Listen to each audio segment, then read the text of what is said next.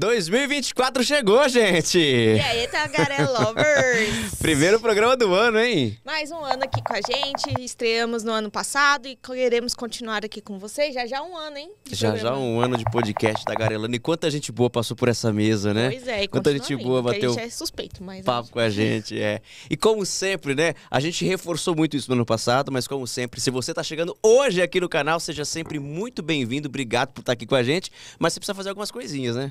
Ano novo, inscrito novo, vai. Inscreve, ativa o joinha. Ativa o sininho e dá joinha, comenta, segue TikTok, Instagram. A gente também tá nas plataformas de áudio, caso você não queira. Eu não gosto de assistir, então ouve. Isso, então, o importante é estar com a gente, né? Não tem. É bom no treino, na hora de estar lá exercitando. Ai, desculpa. Olha que emoção com a do ano novo. Tô vendo, eu sou emocionada, gente. É a Ariana. E vamos embora. É isso. A gente precisa falar o seguinte, ano novo e o nosso parceiro de sempre, né? Que é o Paulo Newman. É tudo novo, mas os apresentadores é velho já. É, tá? a gente então... E os parceiros são antigos também, mas são aqueles parceiros fiéis, né? São relíquias. Paulo Newman, que é o responsável por fazer as nossas canequinhas. Ele faz brindes personalizados. A gente vai colocar o Instagram dele aqui. Acesse o Instagram, vê quanta coisa boa tem pra você dar de brinde. Vai de caneca até squeeze, vai boné, camiseta personalizada, tudo que você quiser, o Paulo Newman faz. Isso aí. Se ainda não deu presente de Natal, que sempre tem os atrasados, ainda dá pra pedir, vai. Presente de ano novo. Dá pra dar um presentinho agora, né? Ano novo, e tem tanta data chegando aí, né? Inclusive, pode dar também pra mim. Tá? Outro presente de Natal? Quantos que a gente... Que isso, gente? Vamos começar esse programa. Vamos começar esse programa logo, vai. Bora. Bora tagarelar.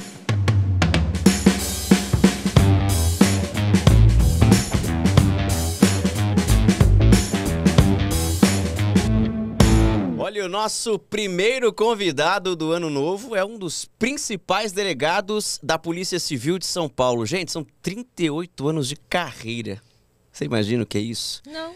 38 anos de carreira, estando à frente de grandes casos de repercussão e uma atuação muito forte em ações no centro de São Paulo, contra o tráfico de drogas, ali na Cracolândia. E a gente vai falar muito sobre isso porque é um assunto importante e crônico da cidade de São Paulo. Vamos falar muito sobre segurança pública, as expectativas para 2024 e um pouco da carreira dele. Seja muito bem-vindo ao Tagarelando, doutor Roberto Monteiro.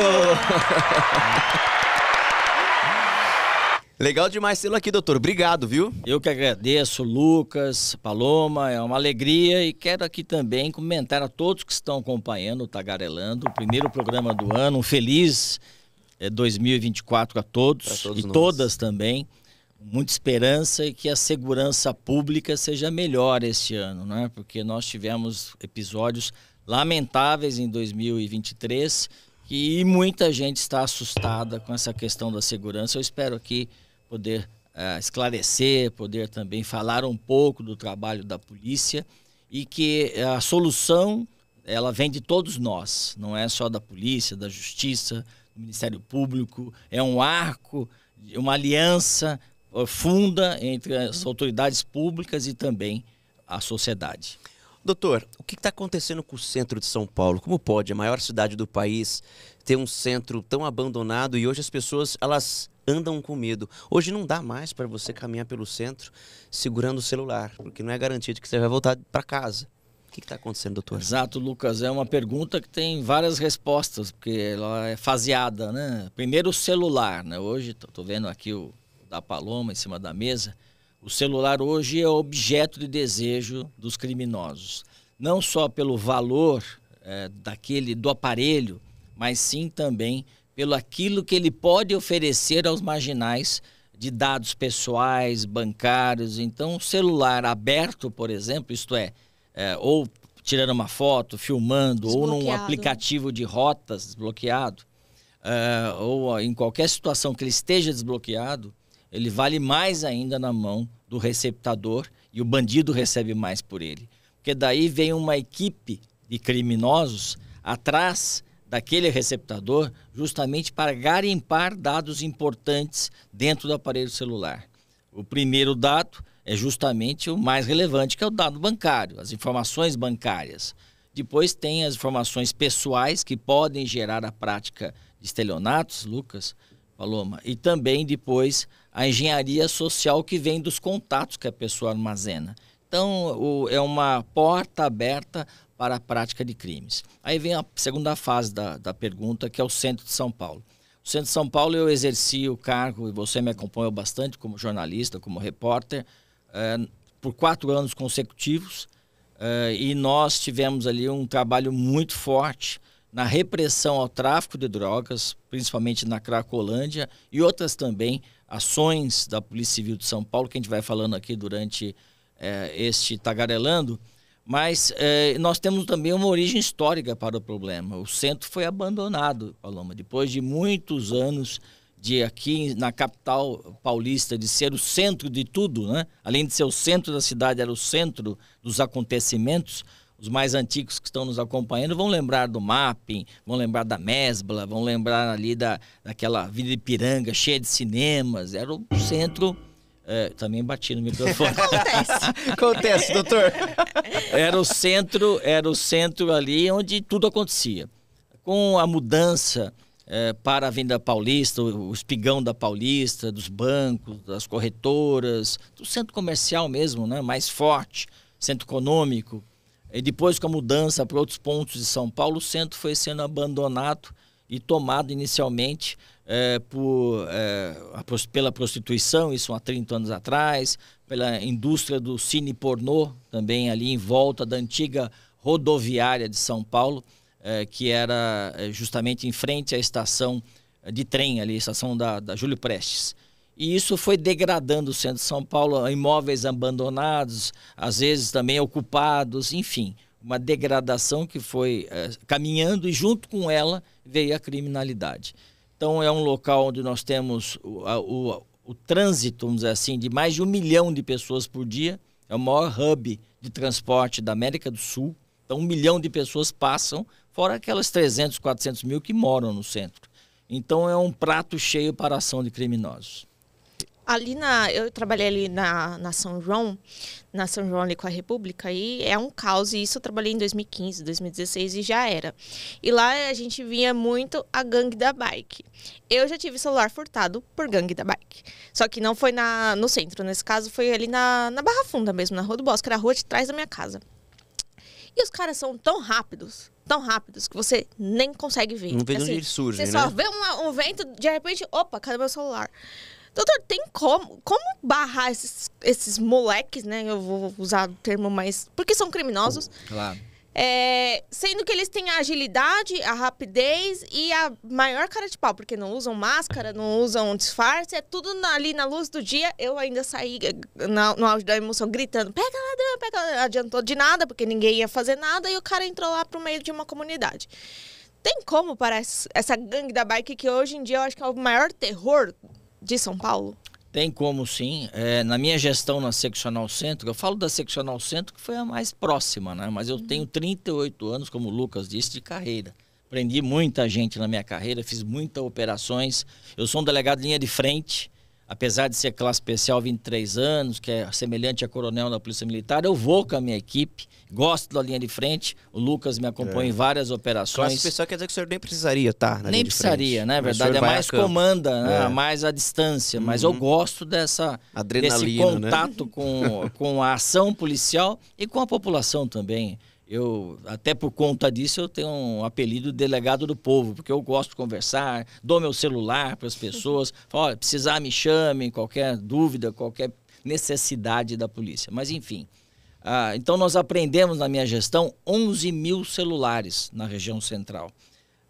Justamente celulares furtados, roubados, receptados, e nós também aprendemos muitas bicicletas. E aprendemos muitos menores também, e prendemos, existe uma divisão de apreender menor e prender maior de idade, muitos por furto de celular mediante destreza, que você falou, rapidez, né? Passa e leva o celular. Até o ano passado, uma repórter de uma emissora de televisão estava fazendo uma matéria para um programa nacional, E ela foi, quase furtaram o celular dela. Vixe, mas alguns episódios... A Bruna foi, né? A Bruna Macedo na época da CNN, teve o Marcos Guimarães pela Record também, a repórter da Globo. Isso. Teve muito caso. Gente, então, eles não se intimidam nem não com se câmera. intimidam com câmera. Então, mas daí te esbarra num problema, quem está nos assistindo também vai saber do que eu vou falar. A nossa legislação no Brasil penal é muito fraca. Nós, infelizmente, temos o país onde a impunidade é a regra, a punição é a exceção. Então, há vários casos de adolescentes apreendidos 15, 18, 20 vezes. A polícia apreende, a gente leva a bicicleta, inclusive, também no caso de bicicleta, não é só isso também. Tem um roubo à mão armada em que usa arma, faca, etc. e tal, e ele vai para uma audiência, na vara da infância e juventude e volta. No dia seguinte para o mesmo local com outra bicicleta, né, que ele tem poder econômico para comprar ou até furtar outra. Enfim, e volta. E o maior de idade não muda muito essa realidade de ter a situação em que a lei, como não há violência, Paloma, tomou da tua mão, não houve violência, destreza. Então as penas são muito fracas e a impunidade é a sensação que o bandido tem. E a polícia fica de mãos atadas. Aí, quem está nos ouvindo pode dizer, mas então não é responsabilidade da polícia? Óbvio que é. Nós temos que trabalhar. Mas tá bom? Não está bom. Tem que melhorar. E eu penso que o caminho para o Brasil, aliás, começando o novo ano, é importante que a gente fale de caminhos, né? De soluções, não só choramingar aí o que aconteceu. A solução, para mim, é aumentar as penas no Brasil, as penas ficarem mais rigorosas, mais severas e também, importantíssimo, que elas sejam cumpridas na cadeia, que a pessoa tenha certeza que vai pagar pelo seu crime, ela está devendo para a sociedade, ela vai pagar cumprindo pena na cadeia. É porque hoje o criminoso sabe, né, doutor, que se ele for preso, muitos criminosos sabem, inclusive, quanto tempo eles vão permanecer presos. São ótimos para fazer contas. Eles arquitetam o plano todo certinho, né? É óbvio que eles arquitetam o plano com o objetivo de não serem presos, mas em sendo presos, eles sabem que Lucas, mais dia, menos dia vão estar na rua. Exatamente. Você tocou num ponto fundamental. Hoje em dia, a cadeia não ressocializa nem reeduca ninguém. Só guarda o cara. Guarda o cara, ele vai chegar lá, tem os brothers dele lá na cadeia. Eu sou da facção tal, você também é, que legal, estamos aqui juntos. Se tiver um celular lá na cadeia, eles vão fazer aqueles golpinhos de ficar ligando para os outros, falando que é de banco, que é do INSS, para tomar dinheiro de idosos, tô com a sua filha aqui. Exatamente. Quem não recebeu, não? Um telefonema sua desse. Sua mãe quantas vezes sendo seu pai? Inúmeras. Eu já fico com raiva, porque liga, né, papai, com vozinha fininha, uma filha tem 22, outra 24, não tem mais essa voz. Você já fala assim, leva, fica, né? As duas estão se formando em medicina esse ano aqui, 2024, enfim. Então, nós temos que ter também a segunda parte, que é uma mudança na lei de execução penal. Aquele criminoso que é condenado, ele tem que ser reeducado, ressocializado, até para que ele tenha a opção de se regenerar. Fala, não, eu quero sair dessa vida. Aí vem a formação religiosa, que é importante também que as cadeias tenham ali o trabalho religioso de entidades religiosas, né, de obras religiosas, e a pessoa tenha esse incentivo. Pergunto para vocês dois, vamos inverter aqui, né? Vou entrevistar vocês. Você acha que o bandido tem incentivo hoje para se ressocializar? Não. Para se reeducar na cadeia? Aí eu vou rebater uma outra questão para o senhor, doutor. Vai ser um tênis aqui, vai virar tênis. Vamos fazer um ping-pong aqui. Porque assim, a gente fala de ressocializar, mas a gente está, por exemplo, num país composto por várias sociedades. Vamos colocar assim, várias sociedades, várias comunidades, vários grupos. E aí nós temos ali o criminoso dentro da cadeia, a gente fala assim, tem que ressocializar. Mas ressocializar para qual tipo de sociedade? Para aquelas sociedades que ele conhece, que foi certamente a que colocou ali, ou porque estava com más companhias, ou porque não teve a formação religiosa, ou porque não teve a formação familiar, e tudo isso levou a uma escolha. Para qual sociedade a gente vai mandar aquele cara que está na cadeia? E aí é a questão que eu vou fazer para o senhor. Quando a gente fala em ressocializar, eu acho que a gente tem que pensar em colocar o preso para trabalhar, em colocar o preso para produzir. Em troca de, sei lá, um dia menos de pena, não sei. Isso sei, já existe. Existem algumas coisas, mas assim, o senhor vai poder falar muito melhor do que eu, mas é o que o senhor falou. Tem incentivo pro cara O cara tem que aprender, na minha opinião, uma profissão dentro da cadeia. Exatamente. Ele tem que produzir. E mais, eu vou complementar, Lucas. Você está coberto de razão. Eu creio que hoje em dia, o que é a cadeia? Quem está nos assistindo vê. É um depósito de pessoas. É isso. Fica lá todo mundo amontoado, falando de crimes. Lá a faculdade, PhD, Paloma. Vou sair PhD da cadeia, tô aqui na facção. Mas é verdade, gente. Vou sair doutor em criminalidade. Doutor em assaltar, em roubar, em sequestrar, etc e tal. Então, veja bem, é importante que haja, sim, um curso profissionalizante, que haja vagas de trabalho. Não tem cotas para negros, para índios, para quilombolas. Tem que ter também cotas para pessoas que são ressocializadas, que estão preparadas para voltar à sociedade com uma profissão. É o normal. Eu vejo que seria uma cota também para que essas pessoas ressocializadas, regeneradas, possam trabalhar. Porque não pode ser também apenas um estigma. O cara errou, nunca mais vai acertar na vida. Não pode. Tem muita gente que se regenerou, muitos pela religião. Então tem que ter vaga para gente também que está ressocializado. Agora eu pergunto quem está nos assistindo, a vocês também. Alguém tem coragem, do jeito que está, de empregar um ex-criminoso? Não emprega. Eu digo, ex-criminoso que saiu da cadeia ontem. Olha, saí da cadeia, virei um anjo. Não dá para acreditar, salvo exceções. Né? Sempre tem exceção para confirmar na regra. A marca ele vai ter sempre ali, eu acho. Eu falo que a né? prova maior é a saidinha, né? Pode ver quantos que não voltam. Se quisesse mudar, ia cumprir tudo certinho, ia voltar, ia esperar. Já estaria cumprindo regra, né? Não, tem uns que na saidinha vai lá e assalta. Muitos, né, Paloma? Muitos. Outra coisa, a cadeia. Absurdo também. Cadeia no Brasil, quem está também nos acompanhando, a cadeia tem visita íntima. Coisa que o preso não está lá para fazer motel. Ele está lá para trabalhar, para se reeducar. É uma pena também se reinserir. Então, a pena tem caráter expiatório. O que é? De sofrimento, purgar lá pelo crime que ele cometeu à sociedade. E quantos que foram vítimas? Quantos morreram? Quantos que perderam o seu patrimônio? Ele tem que pagar por isso para a sociedade. Mas também tem que ter uma forma de que ele não tenha essas saidinhas. Porque vou ter saidinha, vou ter um benefício aqui, estou na rua, que o Lucas falou no começo aqui da nossa conversa. Ele faz conta.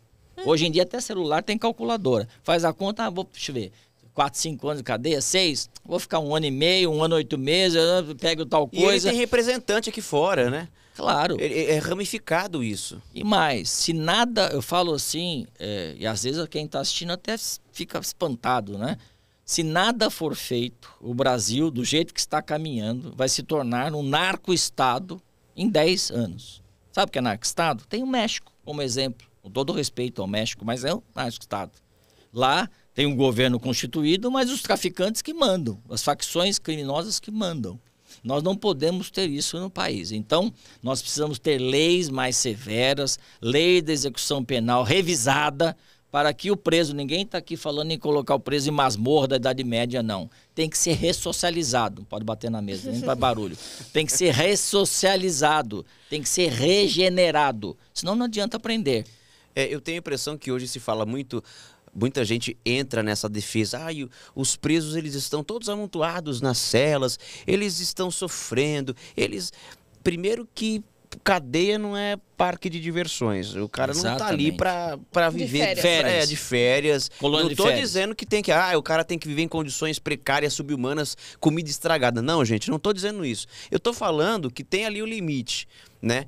Hoje o preso ele tem muito mais do que direitos, doutor. Preso tem benefícios. Para mim, um dos principais benefícios e um dos mais absurdos tem salário. É essa saidinha. Tem salário, a família recebe a bolsa detenção. Essa saidinha para mim é um absurdo. A questão da audiência de custódia, doutor, eu tenho várias ressalvas, porque a polícia tem um trabalho imenso para prender o cara, prende, daqui a pouco o juiz solta. Mas não, olha, tem que tomar cuidado. Não é o juiz que solta. Não é o Ministério Público que não é firme. É a lei que é fraca no Brasil. A lei... Eu digo o seguinte, até quem está ouvindo pode se assustar, mas do jeito que está hoje, o crime compensa no Brasil. Terrível, então, é um absurdo. Você come, toma banho de sol, tem mais alimentação do que gente que às vezes tem que trabalhar e não tem o que colocar no prato. Perfeito, Paloma. Muita gente está nos assistindo, ou sabe dessa realidade, ou ouviu falar. Tem gente que não tem 3 refeições por dia. Tem um detalhe. com proteína. Carne, peixe ou frango. Muita gente no Brasil, o tagarelando chega em todo o Brasil, tem muita gente que sabe que as pessoas não têm isso. Tem mãe que tem que escolher qual filho vai comer hoje. E o preso tem. O preso tem vários benefícios. Eu volto a dizer, não estou defendendo masmorra da Idade Média. Não é mas extremo. Tem que ter uma função a pena. Não é só tirar o preso da sociedade e guardar ele debaixo do tapete. Não, tem que ter uma sensação de estou sendo punido, estou pagando o meu crime à sociedade, mas estou tendo a chance de mudar, de me regenerar, de ser produtivo para a sociedade. Senão, não tem sentido. O trabalho da polícia, que é um trabalho muito duro, cada dia que passa, nós, o governo estadual, a prefeitura de São Paulo, o governo estadual também, aumenta a DGEC, aumenta a DGEM, que é da Polícia Militar, os guardas civis, todo o Brasil, aqui em São Paulo metropolitano, aumento efetivo, mas nós estamos enxugando o gelo, é uma frase comum, mas é essa a realidade, porque a legislação é fraca e hoje a impunidade é a sensação que se tem. Entendeu? Não dá nada mesmo. Vou lá assaltar, não dá nada. Não pode ser assim, gente. Doutora, a Paloma falou agora há pouco da gangue da bike e hoje tem gangue de tudo. Tem a gangue também no centro de São Paulo, a gangue da pedrada. Eu fiz essa reportagem, até pedi pro Eric colocar pra gente, trouxe pro senhor assistir. Boa. O que aconteceu comigo fazendo essa reportagem? A gangue da pedrada, o senhor sabe muito bem, os caras vão lá, se aglomeram, jogam pedras ou qualquer objeto que possa quebrar o vidro do carro. E como a Paloma disse, de bike é rápido, eles são, né? Eles têm destreza, com a pedra também. Eles quebram o vidro, eles pegam o celular da mão do passageiro, ou então ali daquele suporte onde geralmente as pessoas aqui em São Paulo usam, o celular em questão de segundos é levado. E isso era comum antigamente, pelo menos que a gente fazia matéria, em rodovias, né? Para as pessoas que ficavam debaixo dos viadutos, né? Tudo mais. Agora não, agora é na frente de todo mundo. Ou é pedra, ou é vidia. Isso. A broca de vidia. Exatamente, qualquer coisa ou é uma vela de carro. Doutor, olha o que aconteceu comigo fazendo uma reportagem. Vamos ver.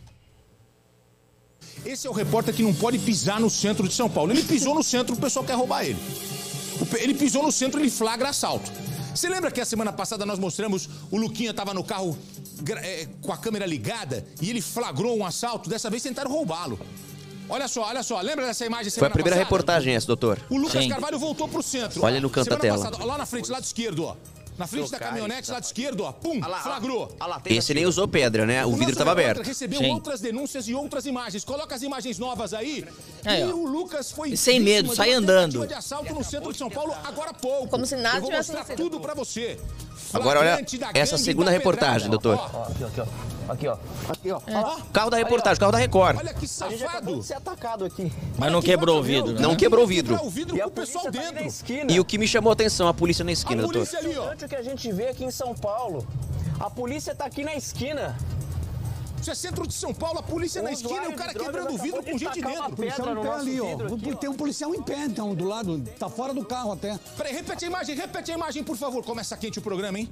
Doutor, eu fiquei impressionado com isso. Valeu, Eric. Obrigado, viu? Mas olha, nós tivemos aí no final do ano passado, nós tivemos um ataque ao Bar Brahma, que é um bar tradicional aqui na Ipiranga, com São João. Tem até a música do Caetano, né? E tivemos também no McDonald's ali da Praça da República. E 2 policiais estavam ali naquele episódio do McDonald's e ficam... A situação do policial é muito difícil, porque se ele sacar uma arma, ele vai ser aí, pode ser condenado. Ah, puxa, só estavam atacando pedras e tal. Eles são minoria, né? Se ele não toma uma ação, ele é também punido por negligência. Eu fiquei impressionado porque eu costumo ouvir sempre pessoas que passam por isso, pessoas que são roubadas ou que sofrem esses ataques, e eu, na condição de repórter, passei por isso, senti na pele. Graças a Deus, nada de pior aconteceu, não levaram o celular da gente, da equipe, não quebraram o carro da Record, mas assim, eu estive por alguns segundos no meio do furacão. E aí eu fiquei pensando, eu estive de fato ali no meio. E foi, eu acho que o momento que eu falei, gente, o centro de São Paulo tá largado mesmo. Minha mãe mora em Araçatuba, 500 quilômetros aqui. Jamais eu vou levar minha mãe para conhecer o centro de São Paulo. E você sabe que o centro de São Paulo tem um potencial turístico muito grande, entendeu? Todos os centros de qualquer capital do mundo é uma atração para os turistas, né? E aqui não, nós temos esse problema que é crônico aqui em São Paulo. E muitos deles Mas não são é em menores São de Paulo, idade. é no Brasil. O Rio, tá bom? Olha, eu adoro o Rio de Janeiro. Adoro Copacabana, Ipanema, eu também. Leblon. Para mim, é o lugar mais lindo do mundo, geograficamente falando. Não tem lugar mais lindo no mundo. Dá para ir? Não dá. Arrastão em Copacabana e mais, essa impunidade que eu estou falando para vocês, a sensação da impunidade, está gerando um fator social que é perigosíssimo, que é o justiciamento. Grupos lá em Copacabana, por exemplo, no ano passado teve muito isso, estamos no início de 2024, mas tivemos muito isso no final de 2023.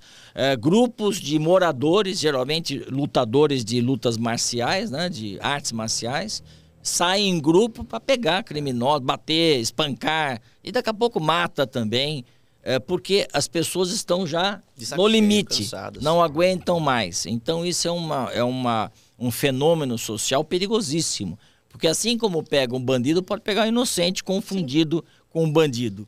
Então são situações no Rio de Janeiro também, que é um exemplo, o ano passado, aquele indivíduo que o Lucas falou, foi preso roubando, ele foi para a audiência da custódia, foi colocado em liberdade e no dia seguinte matou um turista que foi assistir o show da Taylor Swift lá no Rio de Janeiro. Matou e pior, o comparsa dele foi solto depois, que estava junto com ele nesse roubo em que houve o latrocínio. Foi solto. Então veja, é uma situação que está chegando no limite do intolerável. E o Brasil não pode ficar à mercê disso. E, infelizmente, nós temos aí alguns partidos de esquerda, a maioria absoluta deles, vamos dizer assim, que apoiam essa situação de não aumentar penas, não tornar mais severa a lei de execução penal e defendem. E quando vê uma votação para aumentar a pena do furto, do roubo, melhor dizendo, eles votam contra. Então, aí eu vi uma candidata aqui, não vou dizer nome, mas pré-candidata a prefeita de São Paulo, e ela foi vítima de um quebra-vidro. Quebrou o vidro do carro, machucou ela um pouco, os estilhaços e tal. Ela criticou a segurança pública, criticou a prefeitura, etc. e tal. Só que quando é necessária a presença do deputado em plenário para votar uma lei mais severa, eles não votam, eles não apoiam. São contra. E tem um representante aí máximo da esquerda que fala, puxa, mas só levou o celular para comprar uma cervejinha. Oh, que pena, né? É a função social, isso aí, é a sociedade que impõe. É uma mentira isso. Eu sou um delegado, delegado do povo, meu apelido. Eu vou na periferia, faço um trabalho social com a AMAS, que é um braço social de uma igreja aqui de São Paulo, de uma grande representação de igreja, e nós vemos a situação. Tem muita gente que não tem o que comer, mas é honesta, trabalha, levanta cedo, pega 3, 4 ônibus. É mentira que a situação social é que leva ao crime. É mentira isso. Isso não é uma verdade. É um estereótipo até de que favela só tem bandido, né? Exatamente, exatamente. A pessoa vai ao crime pela impunidade. A pessoa, então, que é pobre, ela tá fadada a ser criminosa? Não é. É uma mentira. Então, na verdade, assim, eu penso que nós temos que mudar essa concepção no Brasil. E é tarde já falei várias vezes aqui, que nós temos que mudar rápido. Senão nós vamos ter aí as facções criminosas crescendo. Só para terminar aqui, não fico monopolizando a palavra, mas a maior facção de São Paulo, vocês sabem como nasceu? Todo mundo sabe, não vou falar o nome aqui, que não se fala nome de bandido. Como que nasceu, ou de facção, como que nasceu a maior facção criminosa de São Paulo? Alguém sabe? Vocês sabem? Estão acompanhando a gente? Nasceu na casa de detenção num time de futebol. Bati de novo. Num time de futebol. Esse time de futebol virou uma mini facção, um grupo de bandidos da antiga casa de detenção que foi derrubada, né? Hoje é um parque lá. E isso, desse início com um time de futebol, de um pequeno grupo de bandidos, amigo dos amigos, eu por você por mim, vamos nos unir. Criaram a maior facção do Brasil que está no mundo agora, fazendo parceria com máfia da Itália, máfia da Europa, máfia dos Estados Unidos, máfia da América Central. sem controle. E nós temos duas grandes facções no Brasil que estão se batendo, estão brigando, mas também dividindo o território. E pior, Rio de Janeiro, vocês acompanharam isso. Eles se uniram à milícia. Olha só o barril de pólvora que nós estamos vivendo. Se uniram à milícia no Rio de Janeiro. E lá, quando acontece um crime, como do ano passado, aqueles médicos que foram mortos na frente do hotel onde havia um congresso de ortopedia. Foram mortos por engano. Porque o alvo era um miliciano. Aí o que aconteceu? O crime organizado matou quem matou. E apresentou para que não atrapalhe o tráfico de drogas. Então é o crime, é a facção criminosa que julga, que condena, que mata, porque tem pena de morte no Brasil. E a lei do crime funciona. Então, prova Lucas, disso que Tribunal do Crime é o que mais resolve para eles, assim, É o que a gente sempre fala, né? O nome crime organizado tá corretíssimo. Porque os caras são organizados. Muito. Os caras são super inteligentes, organizados. mas usam a inteligência pro mal. Pro mal. Tem lei própria. Tem lei própria e a lei funciona deles. Às Tem vezes julgamento. tem aluno que me pergunta, até a Paloma, fora do ar, né? Perguntou se eu sou professor da Academia de Polícia, também sou professor universitário. Não estou ministrando aulas porque realmente o tempo fica curto. Mas muita gente pergunta, tem pena de morte no Brasil? Tem que ter. Eu falei, mas já tem. Como já tem? Não tem. Tem pena de morte no Brasil. Deles, dos bandidos. Eles têm pena de morte. E lá funciona, tá? Se errou, e cortam a cabeça às vezes. É provar de crueldade. A lei do crime. Não tem perdão, não. E nós, sociedade, estamos aqui de bracinhos cruzados vendo tudo isso acontecer. Então, quando pergunta, é culpa da polícia? Não, não é. A culpa da justiça também não é. É do Ministério Público também não é. É de quem? A culpa é de todos nós. Nós temos que nos unir. Sociedade, polícia, Ministério Público, Judiciário, autoridades políticas. Nós temos lá os representantes em Brasília, o Lucas, Paloma. Nós temos que ter essa sensação que chega, não dá mais para aguentar isso. Não é possível que as pessoas não percebam. Eu percebo que eu estou na rua, eu sou questionado, as pessoas falam, doutor, tem que fazer alguma coisa. Eu sei, eu sinto. Você sentiu na pele, Paloma também, quem está nos ouvindo também. Muitos foram vítimas ou têm parentes vítimas de criminosos. E o que nós estamos fazendo? Nada. Mas estamos aqui trabalhando e falando sobre isso, temos que falar o que é sobre. importante. Tagarelando é mais um programa mais leve, até tá um pouco pesado, né? Mas as pessoas têm que saber isso. Não, mas eu acho que é a história da vida real. A proposta nossa, né, amor, é trazer essas histórias, esse debate, para que as pessoas que estão acompanhando também possam opinar, possam participar, possam dizer o que pensam. Nós estamos num ambiente livre para falar sobre isso, né? E aqui a gente fala com a expectativa. E sem medo de ser cancelado também, porque ainda tem isso, que hoje em dia, quando você dá a sua opinião e as pessoas não um concordam, perigo. a gente pode ser cancelado nesse momento aqui. Nesse momento, mas quem defende criminoso pode me cancelar, viu? Também não faço questão Eu tenho lá o @delegado Roberto Monteiro. Se o cara acha que é bacana ser criminoso, pode cancelar que eu não ligo, não. Eu quero gente do bem comigo. Mas é isso. Eu acho que sim também, que a autoridade... Meu pai, quando eu entrei como delegado, com 24 anos eu tinha. Meu pai foi 40 anos delegado. Ele falou assim, olha, primeira lição para você. Não existe autoridade pública, funcionário público. Você é funcionário do povo. Você é autoridade do povo. E você tem que prestar contas à população. Então essa é a minha obrigação que estou fazendo aqui com vocês. Prestar contas, falar o que nós estamos fazendo. Nós temos várias operações da polícia. A polícia se desdobra dia e noite. Isso é uma verdade. Mas nós precisamos de uma ajudinha. A lei mais forte, a lei de execução também, que ponha medo no bandido. O bandido tem que ter medo de ir para a cadeia, não da polícia. Medo de ir para a cadeia, porque sabe que a coisa pega e que ele vai ser reeducado na marra, se for necessário. E se não for reeducado, ele vai sair e vai ser preso novamente. Vai passar por todo o processo novamente. Falando em lei ainda, o senhor é a favor da redução da maioridade penal? Bom, eu pergunto para você, posso perguntar também, fazer uma entrevista? Quantos anos aqui o eleitor vota no Brasil? 16. Como que uma pessoa tem responsabilidade para votar e não pode ser punido criminalmente? Você pega um galalau aí, um grandão de 1,90 m, é menor de idade. Aquele que te pegou na bicicleta, se for da gangue, deve ser menor de idade, adolescente. E nós pegamos muitos. E o cara no Brasil, que tem 16 anos, que rouba o seu celular e que te mata, não pode ser chamado de criminoso. Não. E nem que foi preso. É o menor Adolescente infrator. Adolescente, nem menor. É porque ele é maior, às vezes. Adolescente infrator. É grande. Olha só as Não, nomenclaturas. ele pode votar, A gente Lucas. se preocupa com as nomenclaturas, mas não para dar nome aos bois. O cara é bandido. Bandido. O cara é criminoso. E outra coisa, ele pode votar, escolher o presidente da República, senador, Que é uma deputados decisão federais. super importante. Lógico, deputados federais, Que é o que a gente tá falando estaduais, das leis aqui. A gente coloca esse povo que prefeitos, faz leis. vereadores, e ele não pode ser punido criminalmente, mas pode votar. Tem direito a tudo, mas criminalmente não responde. Então, nós estamos desassociados da realidade. Essa é a verdade. Não existe um país continental como o nosso que tem uma lei tão fraca. Os Estados Unidos, apesar de terem uma lei forte, lá a pessoa tem medo de enfrentar a polícia, porque ele sabe que pode ser morto.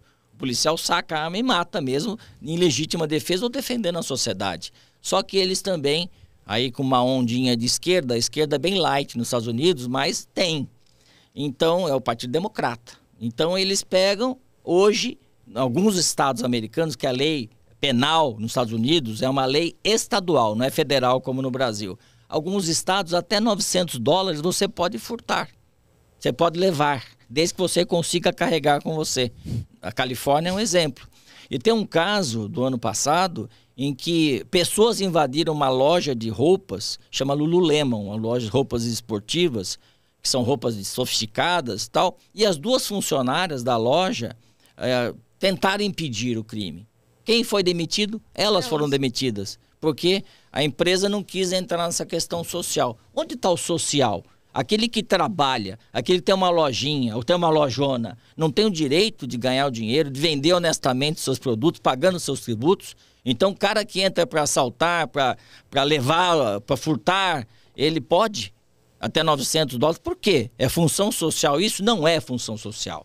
Isso aí é você fazer apologia do crime e permitir que a sociedade seja cada vez mais esmagada pelo criminoso. Não posso concordar com um negócio desse. E a gente tem tanto medo que eu tenho uma prova viva que eu até já discuti com a minha mãe. Minha mãe é segurança, só que hoje ela tá no mercado. É prevenção, né? Tá. No mercado. Ela não pode abordar uma pessoa, mesmo que ela vê furtando, porque a empresa não deixa, ela só está lá para monitorar. Então, assim, eu falei... E não é na mãe, Califórnia, tua mãe não trabalha nos Estados Unidos. É São Paulo, é São Paulo mesmo. Tá aqui pertinho. Tá aqui pertinho. Assim, Mas como que pode? Você não pode? Não, porque alguém pode falar que a gente tá, né, usando força, que não sei o quê. Não pode. Eu falei assim, então, pra que tem sua função? Já discuti isso com ela. Ela falou assim, a gente também não entende. Ela vai lá, relata, põe num caderno, né, faz o relato, mas não pode abordar a pessoa mesmo que Mas se o cara estiver pegando e guardando a bolsa, ela tem que ficar de braços cruzados? só, né?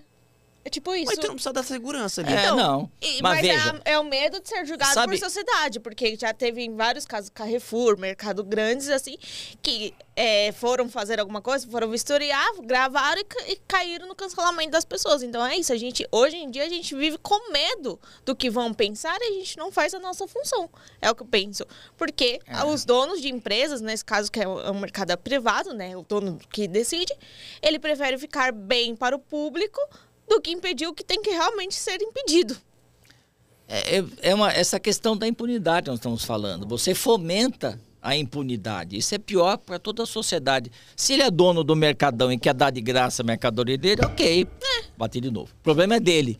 Só que isso ele fomenta a impunidade no Brasil e faz milhares e milhares de vítimas, entendeu? O que eu falo é o seguinte, se a pessoa tem dó do bandido, adote um bandido de estimação, leva para casa o bandido, põe lá na tua casa, adote o bandido. Tem dó do bandido, faz isso. Eu não tenho dó, eu defendo que apenas reeduque. Vou voltar aqui para falar, senão vamos me cancelar também. Esse delegado é fascista. Não sou fascista, eu sou humanista. Eu quero que o preso se reeduque, que ele adote uma religião se ele quiser, que ele saia de lá com uma profissão e com uma oportunidade de trabalho. Ok, defendo isso. Só que não podemos ter bandido de estimação. Bandido, não, ele é bandido, mas não é Isso tão vale assim. pra político também, viu, gente? Vale para todo mundo. Para o bom entendedor, né? Meia palavra deve bastar. Mas não pode ser assim. Não pode ter essa leniência, essa moleza com bandido. Porque as pessoas estão sendo vítimas.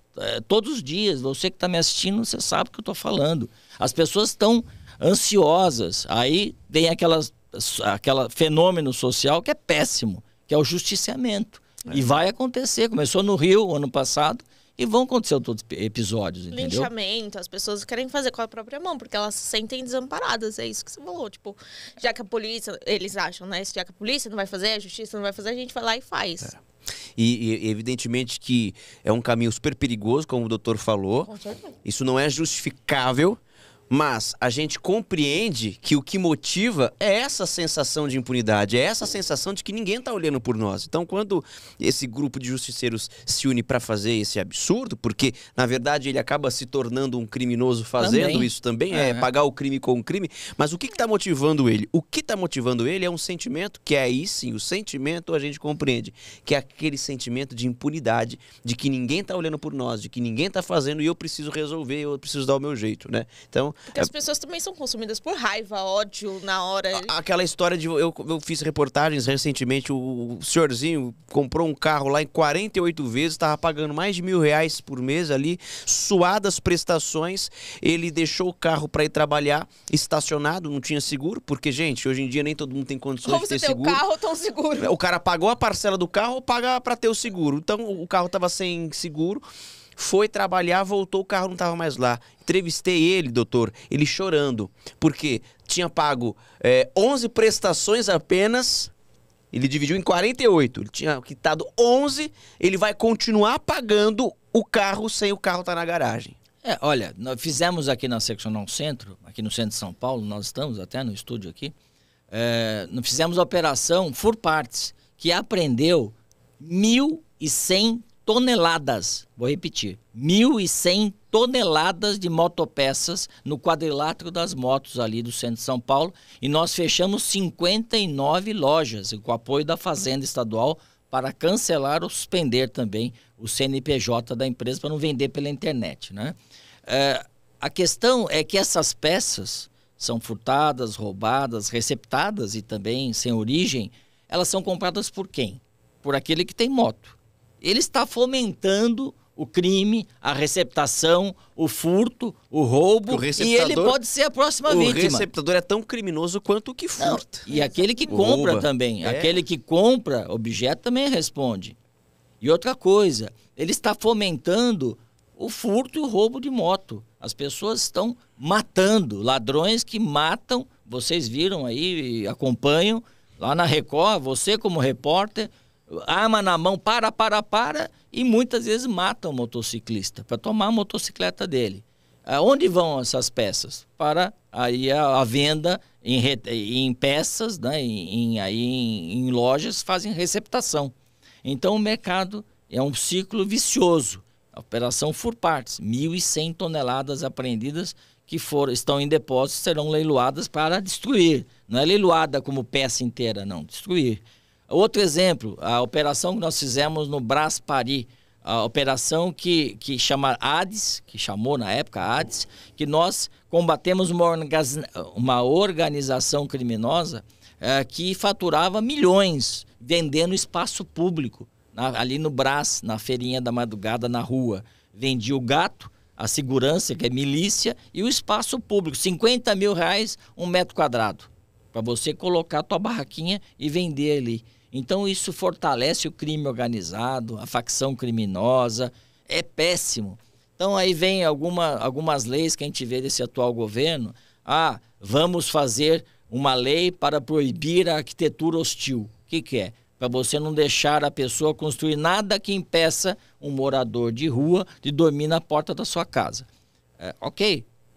Bom, qual é a visão? Você não pode impedir, mas a população de rua, eu não estou dizendo que é culpada de nada, é a circunstância do país, mas pessoal, é bêbado, é que brigou com a família, mas aumentou 10 vezes em 10 anos. Vou repetir, aumentou 10 vezes em 10 anos no Brasil. Então nós temos uma situação, como na Cracolândia também, que o morador em situação de rua, a pessoa em situação de rua, se mistura com o criminoso e vira uma salada mista, que é péssima para a sociedade. Então, eu sou contra essa situação se perdurar. Eu não acho digno ninguém morar na rua. Tem que ter o poder público fazendo uma ação. Eu vejo também aqui no centro de São Paulo distribuição de comida na rua. Não é o lugar ideal também, que mistura tudo. O morador de rua, que pode ser uma vítima, tem que ser amparado com bandido, com dependente químico, com traficante. É uma salada mista que é prejudicial para a sociedade. Então, essas políticas públicas paternalistas não melhoram nada. Nós temos que enfrentar o problema de frente. Enfrentar de frente é meio pleonasmo, mas enfrentar diretamente essa situação e buscar uma solução. É difícil? Claro, nenhum problema complexo tem solução fácil, mas não pode ficar enxugando gelo, maquiando situações, entendeu? Aumentou 10 vezes em 10 anos a população aqui em situação de rua. Aí eu te falei que as pessoas também, essa população, infelizmente, acaba sendo vítima de uma situação e também contaminada por bandidos de toda a ordem em volta dessa população que às vezes está na rua por uma necessidade. Vamos falar de Cracolândia? Vamos, né? Que já tá meio que falando. Meio que falando. Mas falando agora um pouco mais diretamente sobre a questão, sobre o tema. O senhor me corrija se eu estiver errado, mas eu acredito que a primeira grande ação na Cracolândia foi no governo Dória. Operação Caronte. Que acabou ali dispersando e logo depois várias outras operações foram feitas. Mas eu estou me referindo a essa primeira, que foi quando veio o boom. Na Praça Júlio Prestes. Exatamente. Muita gente, doutor, faz críticas a essa ação específica porque diz que a gente passou de um problema único ali, né? Eles ficavam concentrados naquela região e agora eles tomaram o centro praticamente todo. É fato que isso aconteceu, houve a dispersão. O senhor acha que houve algum erro nesse meio tempo aí? O que dá para falar sobre isso? Foi uma ação muita coisa. 100% acertada? Muita coisa. Nós, quando assumimos a Seccional Centro, em 2019... 1900? Não, pelo amor de Deus. Eu sou de 1900. Em 2019... 961, hein, gente? Pelo amor de Deus. Né? Explica certinho isso aí. Senão séculos, né? Aqui. Ou é vampiro ou aquele Button, Benjamin Button, né? É um dos dois. Mas então, quando eu assumi em 2019 a Seccional Centro, nós tínhamos alguns problemas a serem resolvidos que eu falei aqui. A questão da Cracolândia, a questão do Braspari, a questão também do Quadrilátero das Motos e outras operações tantas que nós fizemos. Eram 2 por semana, o Lucas acompanhou várias. 5 horas da manhã nós ali, eu com uniforme, minha equipe toda maravilhosa comigo. Mas a Cracolândia foi me apresentada como uma questão grave, uma questão antiga de 30 anos, precisava ter alguma solução e não existe solução rápida para um problema tão longo e tão complexo.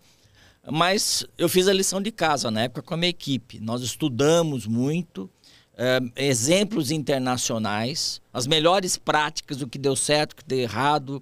E nós estabelecemos um planejamento. A Operação Caronte, para quem não sabe, Caronte é o barqueiro que leva as vidas do mundo dos vivos para o mundo dos mortos. E você paga com moedas. Então, o morto, antigamente, muitas culturas colocavam moedas nos olhos das pessoas falecidas para você pagar o barqueiro Caronte. Então, isso que faz o traficante. Leva do mundo dos vivos para o mundo dos mortos. Mesmo que ele não morra totalmente fisicamente, está no caminho da morte, usando o crack principalmente. Então, nós planejamos de forma a entrar no meio ali da Cracolândia, da Praça Júlio Prestes. Quem está aqui no assistindo vai lembrar. Em frente ali à Sala São Paulo, ali era um gueto, não era só ali a Júlio Prestes. Nós tínhamos 2 quarteirões no entorno tomados por barracas. Se você tiver imagem, conseguir colocar, se não te mando, tomado por barracas, que você não via o tráfico de drogas embaixo dela. Você se lembra como repórter que é da Record. Então nós tínhamos que entrar nesse ambiente. Ali a polícia dificilmente entrava, havia conflito, tiros, pedradas, saíam pessoas mortas ali de dentro, enroladas em tapetes, em carrinhos desses que levam sucata. Então nós decidimos fazer uma imersão, um trabalho de inteligência ali. Então nós colocamos policiais infiltrados com microcâmeras, um jornalismo, só que não é jornalismo investigativo, é o trabalho investigativo, junto com inteligência. Colocamos todos ali muito claramente no relatório de inteligência da Polícia Civil, da Caronte, e começamos as ações. Você acompanhou as ações da Polícia Civil. Primeiro na Praça Júlio Prestes, prendemos traficantes que já estavam identificados, inclusive com as imagens registradas em vídeo. Houve uma migração, porque quem manda é o traficante. Ele que fala, vamos para lá ou para cá. Ninguém, não é a polícia, não é a prefeitura ou o estado que muda. Bom, foram para a Praça Princesa Isabel. Alguém lembra como estava a Praça Princesa Isabel? Tomada. Tinha até 2 andares lá, de gente traficante. E nós tivemos também, Lucas, uma conclusão que até a nós surpreendeu. A facção criminosa, pelas nossas contas, que não tem imposto de renda, não tem nada declarado, mas pelas contas nossas, pela investigação, tudo comprovado nos 10 inquéritos policiais instaurados, lucrava 200 milhões por ano na Cracolândia. Então não tem romantismo nisso. É um coitadinho do traficante vendendo para outro coitadinho do dependente. Não, império. É um comércio. Então, nós também fizemos a ação na praça, não sei se você foi nesse dia, na Praça Princesa Isabel, que hoje é um parque, e daí houve uma diminuição do número na 6ª fase da Operação Caronte, que nós começamos a responsabilizar o dependente também, que era flagrado fumando o cachimbo, com o exame do IC no cachimbo, e ia ter um TC, porque usar droga no Brasil é crime. É só se mudar no futuro, mas é crime hoje. Então, nós fizemos isso. Aí houve uma diminuição drástica no número de dependentes químicos, porque a prisão de 196 líderes do tráfico, cumprimos 122 mandados de prisão e 81 mandados de busca e apreensão, inclusive em hotéis, que ali, você lembra disso, Lucas? Lembro. Cheio de hotéis em volta, que eram... Hotéis de fachada ali. Espaço do tráfico. Então, o que aconteceu? Houve um espalhamento e nós combatemos na Operação Caronte diariamente esse espalhamento. Mas essa dispersão, então, foi porque o tráfico foi determinando novos pontos. À medida em que a polícia ia se infiltrando. Mas era planejada isso. A dispersão. Exato. Porque, na verdade, nas melhores práticas internacionais, quando você espalha, você consegue agir na parte policial, na parte de saúde pública e na parte social também. Não adianta o dependente químico, quando ele não é bandido, o usuário de crack, ele precisa de tratamento. E ele não vai decidir, Paloma, que eu quero me tratar, parei com o crack. Por vontade própria. Ele não tem condições. Não tem o Lucas acompanhou bastante. Não é que não tem sentimento, ele não tem discernimento. É isso que e eu o disse, crack, não tem discernimento. Muita gente... Não, eu acho que assim, inclusive a questão da internação compulsória que se fala tanto, é o que tem que ser aplicado nesse caso. Aí tem uma diferença. Veja bem, muita gente fala, mas por que o dependente químico não fica cada um no seu bairro fumando crack? Porque o crack necessita do gregarismo, das pessoas juntas. Esse é um efeito da droga. Eu quero estar com a Paloma, com o Lucas, porque nós vamos usar o crack juntos. Vamos fazer a mesma viagem, vamos entrar na mesma modulação. E o crack exige isso. É uma droga que é proibida nos presídios. Sabiam disso? Uhum. A facção criminosa não deixa entrar nos presídios o crack, porque é uma droga devastadora. Bom, então nós temos que separá-los para poder agir. É normal uma mudança de governo, as autoridades mudam. Eu passei por 12 governadores já como delegado de polícia. Tô velho, né, gente? 12 governadores. Então, houve a mudança, mas o importante em qualquer segmento do poder público é que as políticas públicas continuem. Não é porque o Roberto saiu, entrou o Lucas, depois entrou a Paloma, que muda a política pública. Houve uma parada, então aumentou novamente o número de dependentes químicos e o tráfico tem uma característica que é bom que você que está acompanhando saiba. Ele se autorregenera. Você prende o 1, 2, 3, 4, põe lá com provas robustas, não sai da cadeia, todo mundo filmado. Lembra daquela menina lá, não vou dizer o nome aqui, uma menina bonita que foi pega? Nós tínhamos vários minutos, quase 1 hora, de vários dias, elas vendendo droga. Então a defesa... Na banquinha, eu lembro dessa eu imagem. não sou traficante. Pô, mas tem 1 hora de filme. Não. Então veja, o tráfico se regenera. Você prende 196, eles vão ser repostos. É como soldado numa guerra. Por isso que a política pública não pode parar. É tolerância zero com o traficante e assistência social, também de saúde e internação. Tem 3 tipos. Voluntária. Sabe qual é, Paloma? Quando a pessoa quer ser internada. Sim. Involuntária. Quando a pessoa tem uma indicação médica e a concordância da família para ser internada, para ser tratada. E a compulsória, que é uma decisão da autoridade. Ela precisa ser para salvá-la.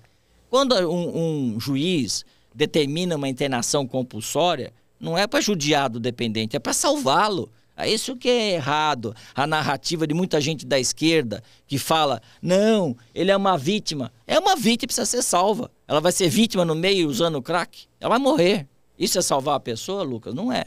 Você conhece bem essa realidade, que fez muitas reportagens ali. Doutora, a gente está já quase que finalizando o programa. Falei porque demais, o tempo gente. é curto, não, mas esse é pra microfone tem que bater mais para O nome aqui é esse, né, doutora? É tagarelando mesmo. Mas assim, só pra gente poder fechar, né, e a gente teria muito mais coisa pra falar aqui sobre essa questão da Cracolândia, o senhor tá dizendo aqui que a intenção... Eu venho de volta. Se você quiser fazer uma mesa redonda isso, aqui com alguém contra, a gente faz um debate ia ser aqui. legal, hein? Ia ser Isso é legal, vamos pensar nisso. A dispersão foi pensada, mas e agora? O centro tá tomado pelos usuários da Cracolândia. Tem muita gente querendo ir embora do centro, vendendo comércio, vendendo casa, e o pior, não consegue vender, não consegue alugar. Ninguém quer. Como é que faz agora, então? Porque Olha, foi um ponto... Beleza, vocês precisavam entrar lá.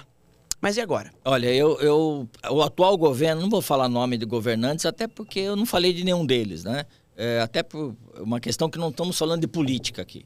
Então, o atual governo do estado tem se empenhado bastante, aumentou o policiamento, aumentaram também a DGEM, que é o bico oficial do policial militar, do Guarda Civil Metropolitano, ações também contínuas de policiamento, mas só isso não basta. Então, o governo do estado, com a Prefeitura de São Paulo, tem feito um trabalho muito eficiente, mas precisa do apoio do judiciário. Então tem até um convênio no caso das tornozelados, aqueles que estão com tornozeleira, que estão lá. Aqueles que estão cumprindo medidas judiciais, que não pode sair à noite, não pode beber, mas estão lá usando crack. Então essa pessoa tem que ser levada para a justiça e o juiz mandar, você descumpriu a medida aqui, você tem que ir para a cadeia. Tem que fazer isso. Então, veja, é muito complexo. Eu concordo que está havendo uma debandada do centro por conta dessas questões. Mas lembra que eu falei no início, Paloma? Que a solução da segurança pública é um arco, é um ajuste em que todos estão envolvidos. A imprensa, é a sociedade, é a polícia, é a justiça, é o Ministério Público, são os nossos congressistas, somos todos nós empenhados no mesmo sentido. Não é a polícia só que vai resolver a questão da Cracolândia. Não é só a área social de saúde. Não é dando dinheiro para o dependente, como foi feito no passado, que virou a Bolsa Crack. Não é. É uma solução conjunta. Eu tenho esperança. Eu acho que ninguém aqui está inerte diante desse problema, dessa questão. Mas nós temos que ter uma mudança maior. Um arco, uma união pelo bem, para que nós tenhamos sucesso não só na questão da Cracolândia, mas em tudo, no combate ao crime como um todo. Só a polícia não vai resolver. Em poucas palavras, que mudança seria essa? Da lei. Eu falei aqui, nós falamos da lei, da legislação, da lei penal, de tudo. Abrange a Cracolândia. A internação ser determinada pela justiça é involuntária, é o melhor caminho, é aquela que a família pede, pelo amor de Deus. Você sabe, Lucas, você esteve lá comigo várias vezes. A família, pelo amor de Deus, salva, é o meu filho, é o meu neto, é o meu sobrinho, ajuda. Tem que internar, não tem outra solução. Ele vai morrer ali. E o traficante agradece, né? Quando a polícia e quando a justiça, o Ministério Público, às vezes a defensoria não quer que faça, mas o traficante agradece. Puxa, eu estou ganhando 200 milhões, vou passar para 300 ano que vem. Então não pode deixar que aquela pessoa se depaupere fisicamente, psicologicamente, à vista de todos, como tudo fosse normal. É proibido o consumir droga e é proibido no coração da gente, nós que somos cristãos, que temos o mínimo de empatia que seja pelo próximo, não podemos deixar a pessoa se consumir pela droga e nós ficamos ali. Imprensa, polícia, Ministério Público, Justiça, governantes, deputados, senadores, nós ali assistindo a pessoa morrer pelo consumo do crack. Doutor Roberto Monteiro tagarelou muito, o homem hablou muito. Tem que trazer parte 2. Vamos trazer a parte 2, vamos trazer a parte 2. Põe um sino aqui a próxima vez, põe um sino. Quando cada vez que bate um sino. Vamos trazer a parte 2 e vou colocar alguém de esquerda do lado dele, que eu quero ver essa briga. Vai ser um embate de ideias, né? Mas olha, eu não sou dono da realidade. Não, mas eu não sou fascista, sou humanista. Defendo o ser humano, a paz. É isso, doutor. É isso. A gente continuaria aqui por mais horas e horas, porque assunto tem, a gente nem entrou, né, na história. Começamos o ano aí, pesado, hein? É na porta. É na porta. Doutor, muitíssimo obrigado pela presença do senhor, que 2024 seja incrível e que o senhor continue realizando um grande trabalho à frente da polícia. Obrigado, Lucas, obrigado pelo convite. Você é um repórter que nos acompanhou em várias nossas operações. Eu tenho muito carinho por você, respeito ao seu trabalho, isento e responsável. Conheci você hoje, Paloma. Prazer também te conhecer. Estou sempre à disposição. Se quiser fazer um ringue de ideias aqui, pode me chamar. Pode deixar. Um MMA de ideias. Né? Saudável, né? É isso. Gente, um abraço, obrigado e feliz ano novo. De novo.